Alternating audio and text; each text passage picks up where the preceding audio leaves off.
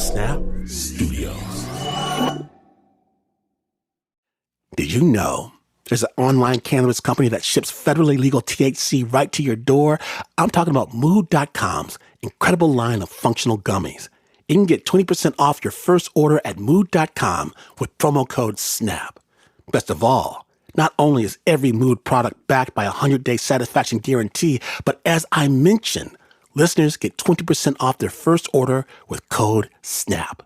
So head to Mood.com. Find the functional gummy that matches exactly what you're looking for and let Mood help you discover your perfect mood. And don't forget to use promo code SNAP when you check out to save 20% on your first order.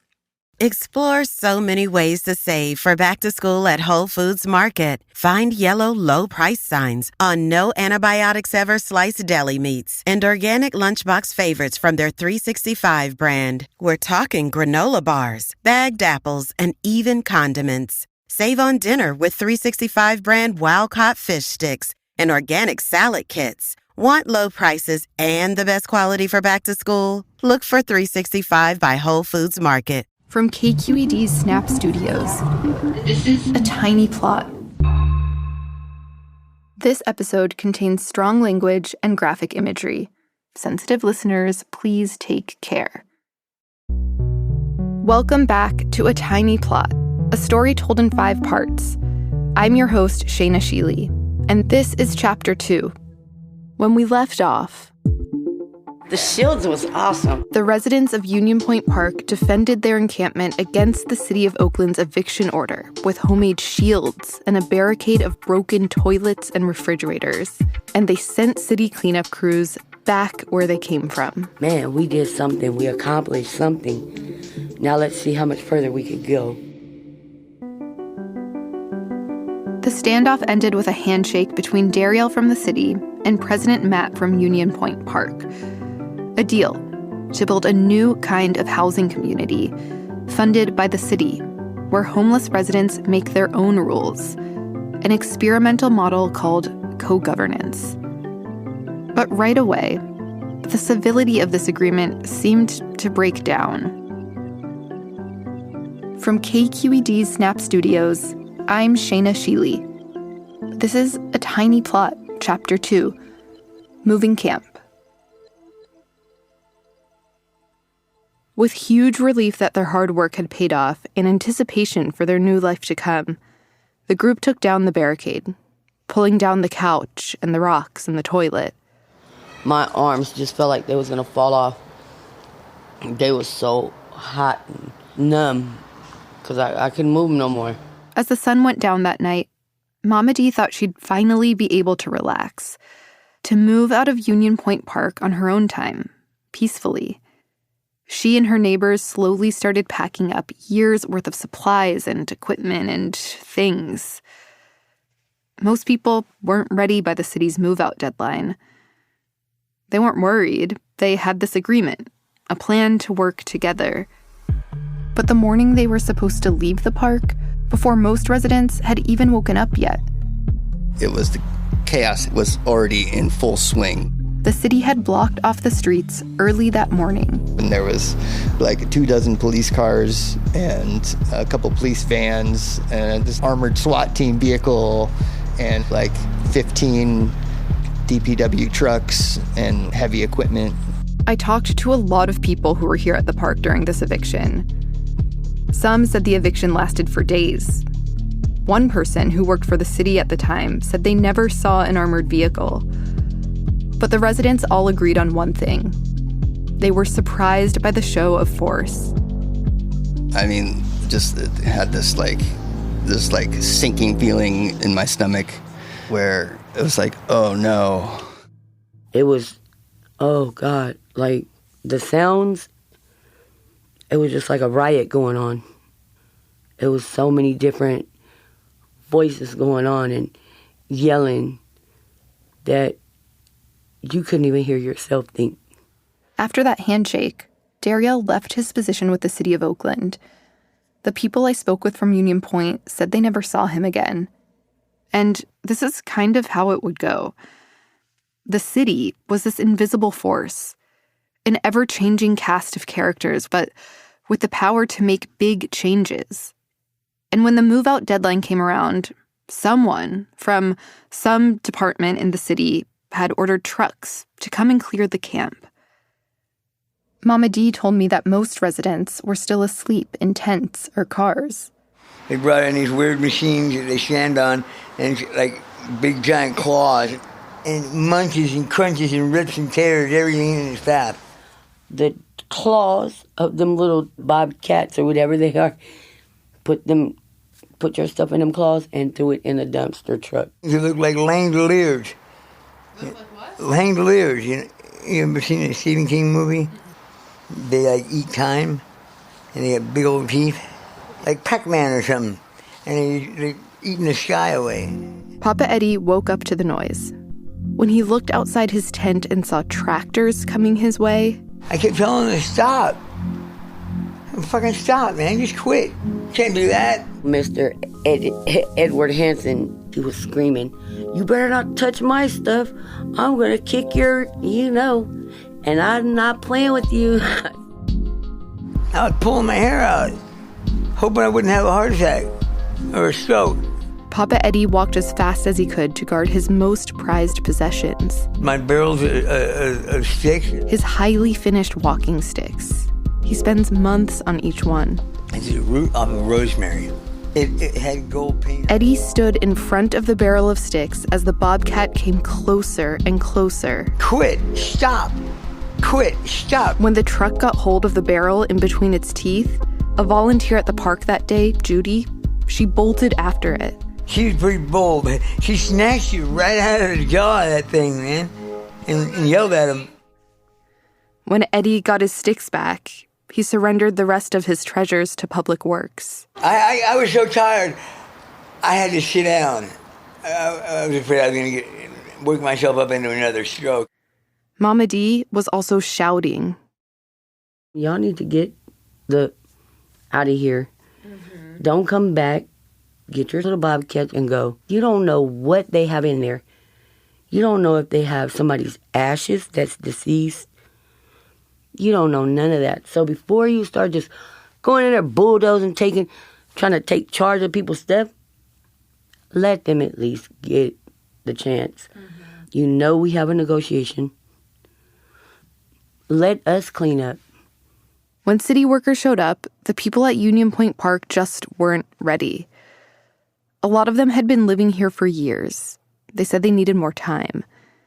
Papa Eddie's hands don't work. But the city had a deadline, and the Public Works crew continued their sweep. Just weeks after the handshake agreement on top of the barricade, the experiment was in a state of chaos. I lost my generator. I lost my recycle container. A whole box of antique bottles that I dug up from the shoreline. And they tore us up. A lot of people living at Union Point Park, from all sorts of backgrounds, peeled off during the days of the cleanup. Others, specifically families with children, many of them Black, were offered placements in transitional family housing. At the end, there were around 15 people who held out at Union Point. And as promised, the city sent someone to help them get set up in motel rooms. Papa Eddie, the founding father of this village, sat on the ground in his socks and watched folks packing up for the motel with their dogs, binders of baseball cards, bags of clothes, whatever they could carry of what hadn't been destroyed. He stayed until everyone was gone, until he was alone, again, looking up at the moon from an empty parking lot.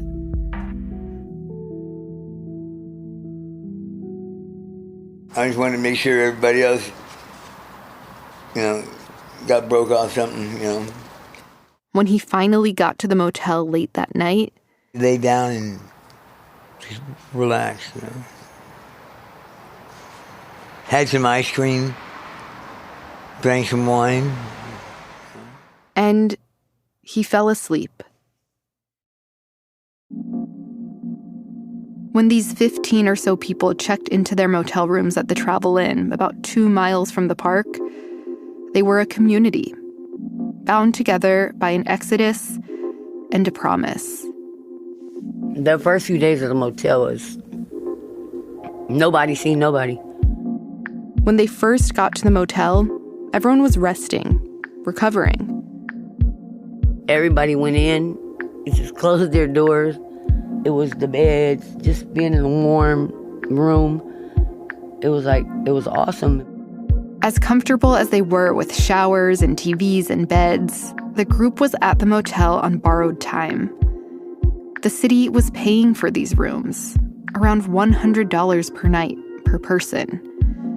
No one knew how long the city would keep paying for these rooms, or who would be making that decision, or who from the city would help them find a plot of land to live on, or how long that would take. And as they waited, people seriously moved into their rooms at the Travel Inn.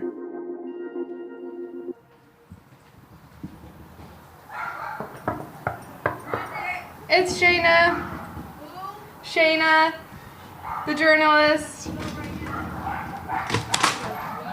Hey. I'm at the motel.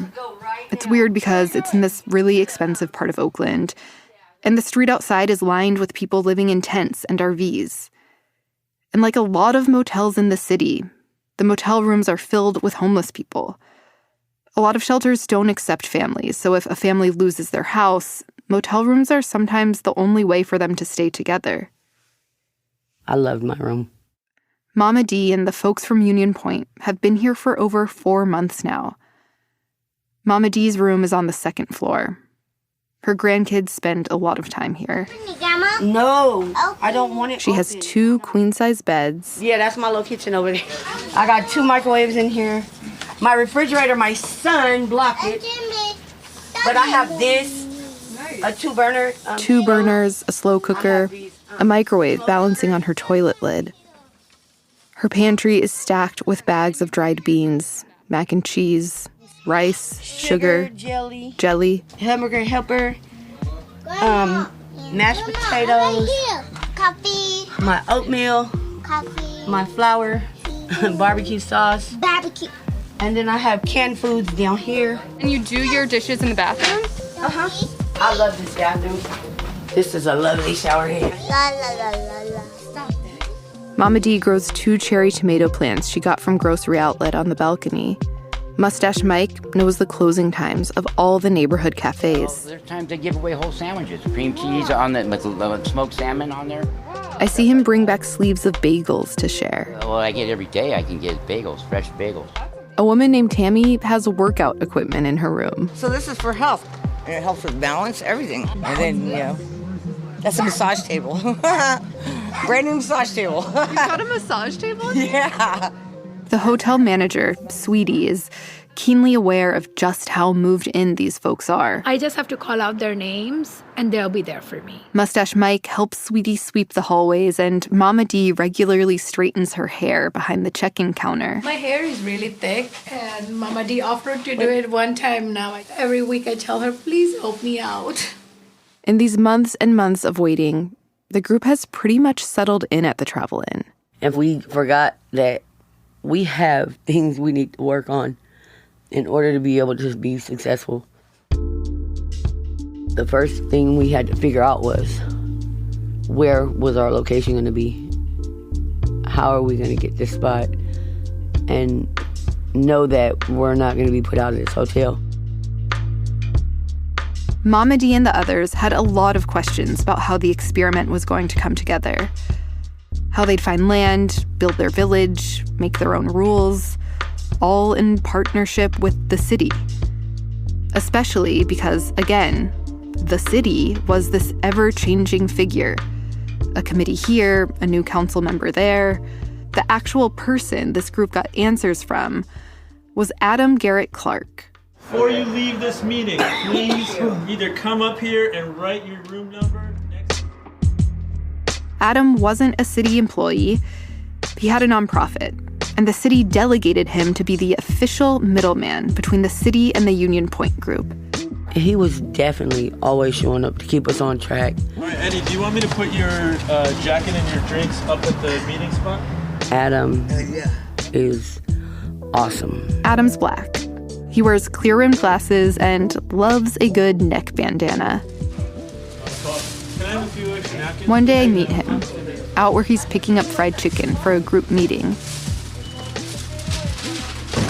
Sorry about the mess. When I climb into his pickup truck for a ride back to the motel, I see that it's loaded with supplies for the group that he's been collecting from Facebook free groups. Yeah, you'll probably do in your description of this, like, he's got a straw hack, the printer he found on the street doesn't work, extra pair of work boots.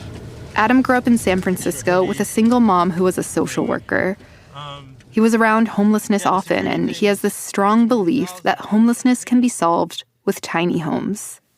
The bird's eye view of this is that there's just not enough spots for housing for low-income people. The tiny home community, those are spaces where there's communities, and it's affordable, and that's what we need. Darielle from the city introduced Adam to this group early on, days after that handshake on the barricade. During his visit to the park, Adam told the group about his vision to build low-budget tiny homes quickly in community. And after the group and the city vetted Adam and his organization Tiny Logic, they accepted him to do this job.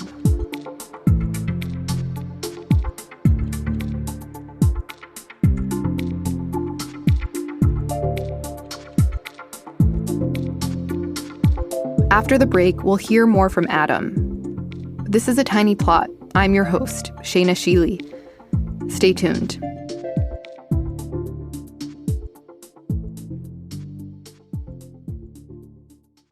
At Radiolab, we love nothing more than nerding out about science, neuroscience, chemistry. But we do also like to get into other kinds of stories. Stories about policing or politics, country music, hockey, sex, of bugs.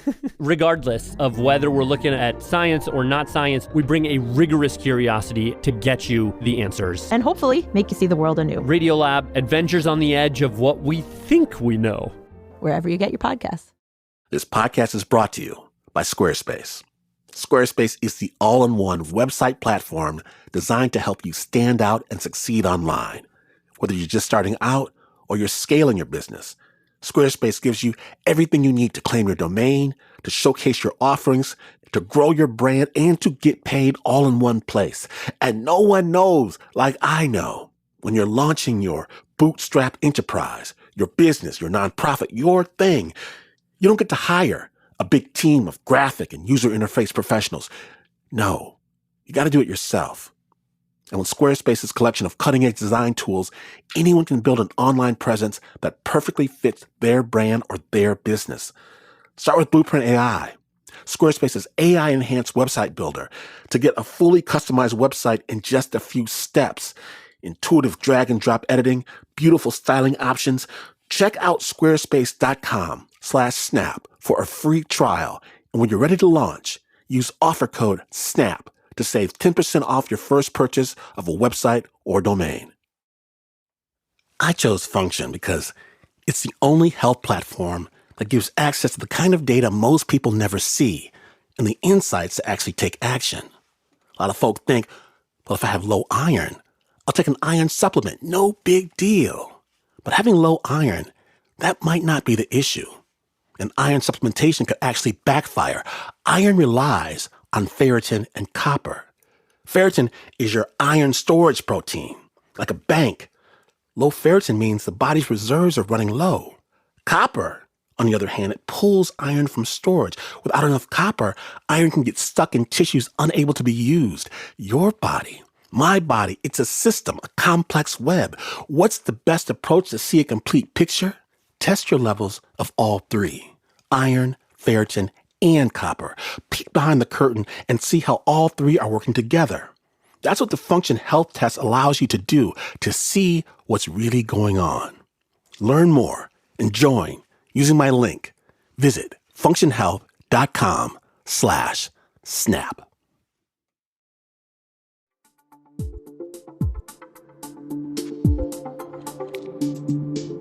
Welcome back to A Tiny Plot, Chapter 2. moving camp. When we left off, we had just met Adam, who was telling us about his belief that homelessness can be solved with tiny homes. The city gave him a budget of $350,000. The task ahead of him was to help this group build a village, to help them make choices about all the rules of their community, like who'd be able to live there, how they'd keep it safe, about what the space would actually look like, how they'd get plumbing and showers. And here's a key. Adam had to help them figure out how they'd make all these decisions together as a community, in cooperation with the city. This is what co-governance is. The city gave Adam a deadline of around 8 months, and every week he showed up to the Travelin' Motel to lead this group towards their promised land. Let me know when you guys are ready to listen. Go ahead. I am listening. Okay. All right, so 2 things. You guys want to keep yelling? It's all good. Yeah, I want to yell. I want to fucking scream. Since Adam started this job, he's kept a list of things that keep him up at night. And it's a document that I've kind of started, but just a list of all the worst case scenarios. There's drive-by shooting, there's stabbing, there's fire. So that's a very serious thing that I think about. Adam mostly keeps that document to himself. At these motel meetings, he's all optimism. Yeah, it's part of the game that I got to play is just figure out how I can regulate and be a soothing, downer, de-escalating presence for people. I don't care what nobody else say. And let's acknowledge, too, that Mama D has had a tough couple of days, so it's not... But everybody in this mother... That leap of faith that I was asked to take is I'm still mid-leap. Adam's first task was to help this group find a place to build their community. The city produced a list of properties. But when you go through the list, you look at all of them and there's always like, well, this is promised to this program or this has this issue. Some believed that the burden should land in District 5, where Union Point Park was. And Adam actually found a viable piece of city-owned land there. It was a triangular lot and walking distance of Union Point. District 5 was represented by Noel Gallo. I know Oakland well, and we're trying to change it. Council Representative Gallo knows this group from Union Point well. He and volunteers from the district used to clean Union Point Park on the weekends. Picking up rats and all kinds of nonsense. If I didn't pick up like 100 and something needles, it wasn't enough. So it got way out of control. He told me someone he went to high school with was actually killed at the park. He said another morning he went to clean the bathroom and found a young woman dead on the ground. Laying there, gone. Gallo did not want this mess in his district. Well, at that time, we had other goals for that site. It used to be a neighborhood park. And we wanted to restore it to that level. So you did not want this group of Union Point? No, because then my kids growing up here pay the price. It just seems like so complicated to try to find an appropriate piece of land. When we say, appropriateness, would you like me to put everyone in front of your house? How is that? Would you like me to do that? No, hell no. The role of government is to take care of the needy. I understand that, but we also have to have some respect for the children and families and provide a safe, clean environment. You just can't come here and trash it and drug yourself out and just because, and you want me to feel sorry for you. I don't. I grew up with that kind of setting. The city of Oakland was hemorrhaging money every day on motel rooms. And after months of inaction, the city council president, Nikki Fortunato Bass, put her foot down.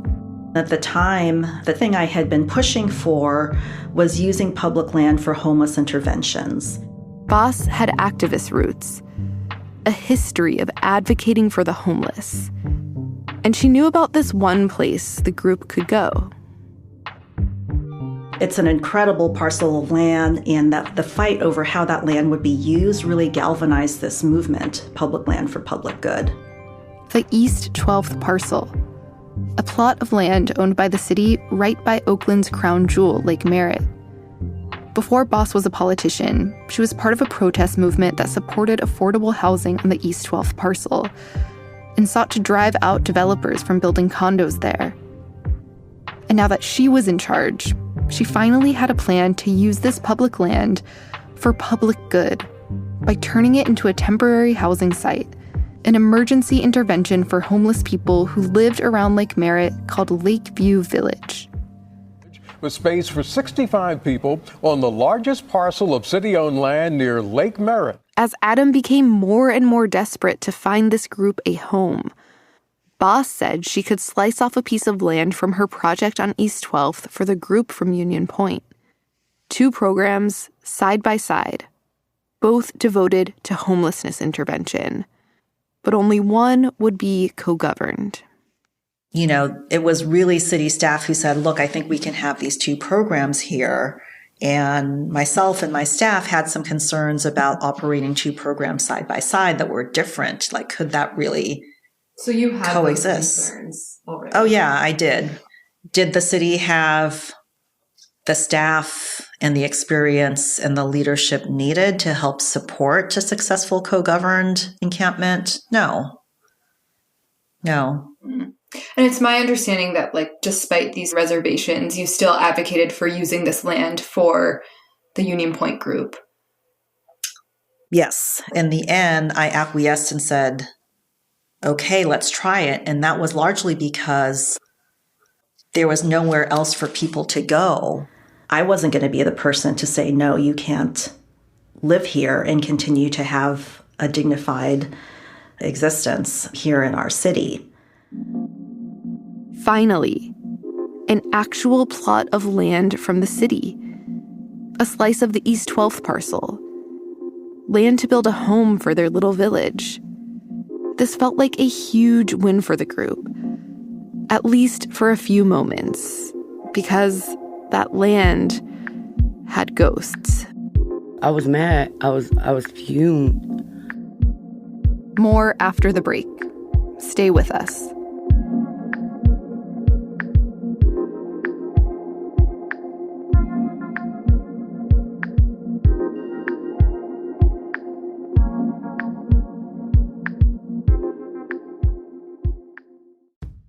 Personal finance isn't just about spreadsheets and investing.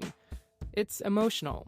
Talking to your partner about money, negotiating a raise, even the smallest decisions, like splitting a bill, can bring up feelings of shame or anxiety. I'm Marie Mejres, host of This Is Uncomfortable, a podcast from Marketplace about life and how money messes with it. In this season, we get into topics like workplace drama, tough financial trade-offs, and the quiet tension that builds when love and finances collide. Listen to This Is Uncomfortable wherever you get your podcasts.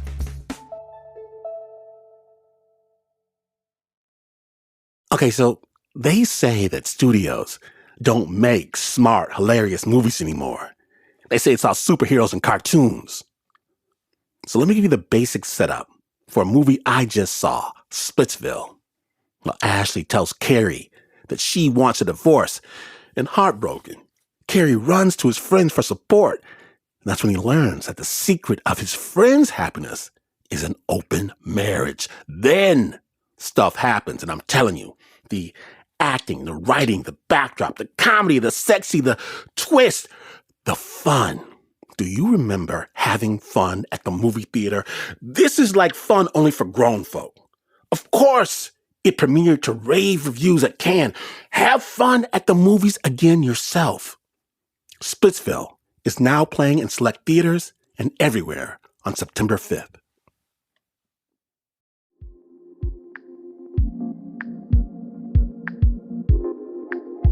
Welcome back to A Tiny Plot. You're listening to Chapter 2, Moving Camp. I'm your host, Shayna Sheely. When we left off, Mama D was just learning about the new piece of land for the group's experiment. And she was not happy. Hey, Papetti, meeting! It's meeting time at the Travel Inn. One of the first since this group of homeless people has chosen an official name for themselves. Union Point on the Rise. All right, we got pizza, we got meeting. You got donuts? I forgot to get donuts, man. Also one of the first since Council President Nicky Fortunato Boss has offered a piece of land for their project. All right, meeting time. Adam's rallying residents onto the second-floor balcony. Some wheel out chairs from their rooms. Others arrange folding chairs into a half circle around this whiteboard. You got your own pizza? There are boxes of pizza stacked on the balcony ledge from Adam. I think we should get started. I'm going to get Mama D. Mama D is uncharacteristically one of the last people to show up to this meeting. She walks onto the balcony without a word, holding a bright red 7-Eleven slushie. All right, welcome, guys. We have a full house here. She grabs a seat in the corner and picks up one of the 4 chihuahuas being passed around.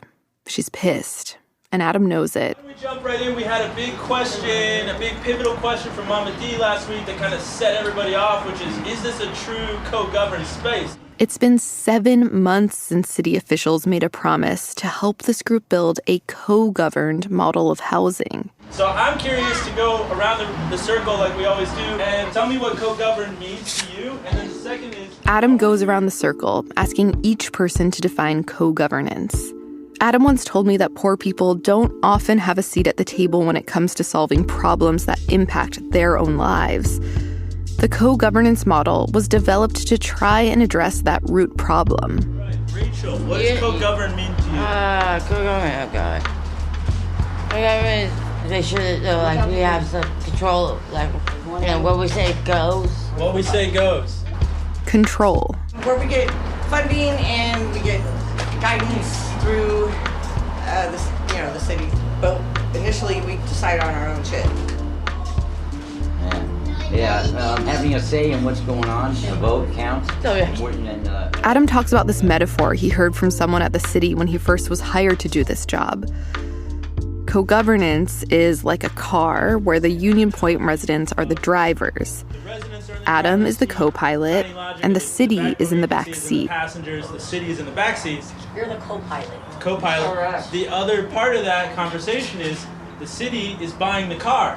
Yes, so that's a good point. So they're picking the make and model, you know? Still holding onto a dog, face stony. Mama D blurts out. They got their feet on the brakes. Gas and brake. At the same time, brake. Yeah. For Mama D, it's not just a metaphorical car being jerked around. It's her future. We are not co-governed because we are not over there designing our own spot. I think that if this was truly around co-governance, they would have decided that they wanted to move on East 12th. They've already decided where we were going to be. There's a housing rights activist at the meeting today, Nita B. Her graying hair is pulled back into 2 braids. Because we had no say so. My thing is that if rather than call it a co-governed site, like be honest. You know what I'm saying? Because all that I witnessed happening is that the city's checking off a box, being like, oh, we had a meeting, checking off a box. Oh, you know, At this point in the meeting, Mama D is holding in her rage, arms crossed. She's barely sipped her slushie. The site period is an issue for me. Like, and they know this. Mama D has a big problem with the East 12th Street site. When we went through this process a couple months ago, it was like, where can we go? We had this one site over in District 5 at the... You can hear the desperation in Adam's voice. For nearly half a year, he's been calling, emailing, begging city council members and staff for a piece of land to get this experiment going. We just didn't have a site for a long time. And the thing is, guys, it's like if you remember, if you go back and think about it, you listen to our conversations, there was no place. There was no place for us to go, and then we got this place. Mama D breaks. I'd rather go back to Union Point. I would because nobody's looking at the big issues here. They're only looking at, we got these houses, but did anybody see their child put in a fucking body bag and have to see that shit every fucking day? No. Nobody did. But me. And nobody's giving a fuck about me. I knew that was going to be a problem. That's I did too. So come again with all that shit with me. You guys are right. You're totally right. I love that this is being recorded. There are a ton of spaces out there. Nita B knows this well, actually. There are a ton of spaces. The issue is that you've got who owns it or who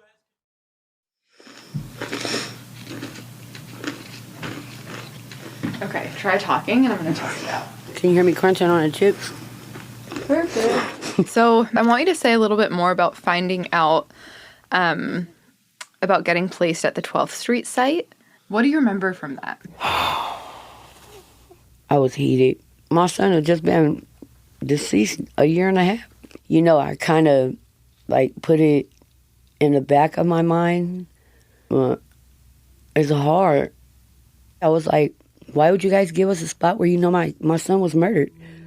Kendrick was Mama Dee's third son. She had 6. As a kid, Kendrick was always getting left behind by his siblings. I used to keep Kendrick so close to me. Kendrick spent a lot of time with his mom. And when he was in his 20s and had a kid of his own, he came to stay with Mama Dee at Union Point Park.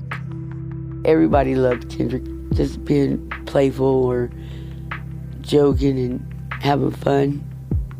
Everybody at the park loved him. Every so often, Mama Dee would send her kids to a motel for the night to take actual showers. And one night, Kendrick got his things together from his tent at Union Point and went to America's Best Value on East 12th Street. He hugged his 6-year-old son Jason goodnight and tucked him in with Mama Dee. I was just falling asleep and it was them, and I thought they was playing me. My sister, she said, Deanna, no, somebody got hurt. Mama Dee went to East 12th Street. Kendrick had been shot 13 times in the parking lot. When I got there, they wouldn't let me go see my son. That was the most hurtful. Just knowing my son was on that ground and somebody would kill my son like that. The police, the coroner's office came and picked him up, and I seen him put my son in a bag. I couldn't sleep I didn't get no sleep for 4 days. It felt like time was stopped. The piece of land on East 12th Street that the city gave this group. If you stand anywhere on the plot, you can see straight to the entrance of America's Best Value Inn, where Kendrick was killed. It's feet away, right across the street. It's too much for a mother to have to go through being told where she's going to live, and then it's right there where your son was murdered. So how do we move forward on this? Because we have the space, we have some people that want to move in. You can't file a... But back at that meeting, when Mama Dee erupted in anger, all Adam could do was try to save this experiment. Now, as far as Deanna's situation... Nita B., the activist, she raises her hand again. I just want to lift up, the trauma that Deanna is talking about. I just think about the fact that every day she literally has to see the place. Her and her family. Right. And that is so... it's deep. I can't even and that they need to find another spot because this community wants to stay as a community, but one of their members, if not all of them, because at some point they were all touched by Kendrick's life, but that his family has to actually be in proximity of where he was shot down. And that's freaking crazy to me. I think the city should offer her another option so that it's kind of maybe close so that she could still come to meetings and we could still coordinate. I don't want them to offer me nothing else but where my community that we started is going to be together. You see that's what I'm trying to say is we're all together. We're all going to go to a different site. If Mama Dee isn't going to East 12th, none of them go. They disbanded a lot of communities. Yeah. Like us. They disbanded them. They moved them here, there, everywhere. They tried that in the beginning, separating us from the economy. From 2021 to 2024, the city of Oakland closed more than 537 homeless camps and cleared hundreds more, separating communities. If there's one thing this group believes, it's if they separate, they lose. So, just when this group is so close to their dream, when they get an actual piece of land, free, to build their own co-governed home, they decide they are not willing to risk breaking up the group. They say they aren't going to East 12th without Mama Dee. Are we collectively rejecting the moving in? I say, let's just march back on Union Point and let's fucking buckle down there. You know what I'm saying? We're ball and chain ourselves. It's kind of like they're back to square one, threatening to resist the city because they don't want to be separated. I say we need to go back to Union Point and motherfucking chain ourselves to the fucking ground. Right? I didn't know that they all felt like if I didn't go, that they wasn't going to go. And that just made me see the love that they have for me as family, not friendship, but family. And we would let nobody break us apart. Adam breaks down empty boxes. On the wall behind them is a blueprint mock-up for the East 12th site, a timeline to move out of the motel by the end of this month. But for now, on the travel-in balcony, President Matt disassembles the dry erase board. Others fold up chairs. Mama D takes her melted slushie back to her room and locks the door behind her.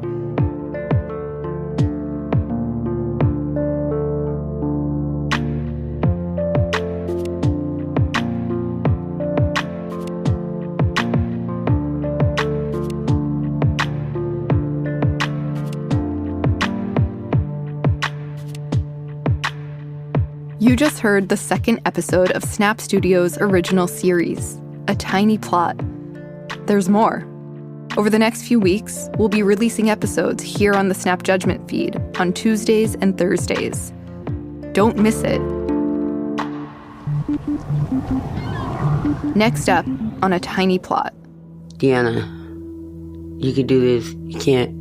I'm not going to do this. I don't want to see I don't want to relive this every day. It's hard enough to do what we're doing. We're dealing with the layers of people dealing with the trauma of transitioning from survival mode on the streets, and then we got to layer on top of this like weird political football. You know, it's like setting a grenade, you know, in a pile of wood. A Tiny Plot is a production of KQED Snap Studios, hosted and produced by Shayna Sheely, edited by Anna Sussman. Original music by Renzo Gorio. Made possible by the entire Snap team and everyone who lived at Union Point Park. Thank you for sharing your stories. Extra special thanks to Jen Chien, Catherine Winter, the City of Oakland, Sweetie at the Travel Inn, Ryan Finnegan, Will Kraft, JP Dobrin, Thomas Brouns, Sukey Lewis, Alistair Boone and the Street Spirit, Ott House Audio, the entire cast from Union Point Park, and KQED Legal. Engineering by Pat Mesiti-Miller. Director of Production, Marissa Dodge. Executive producers, Glenn Washington and Mark Ristich. On Team Snap, the union-represented producers, artists, editors, and engineers are members of the National Association of Broadcast Employees and Technicians, Communications Workers of America, AFL-CIO, Local 51. And this is not the news. No way is it the news, because this is Snap Judgment. Get your ears ready and keep your hearts open, because this is PRX.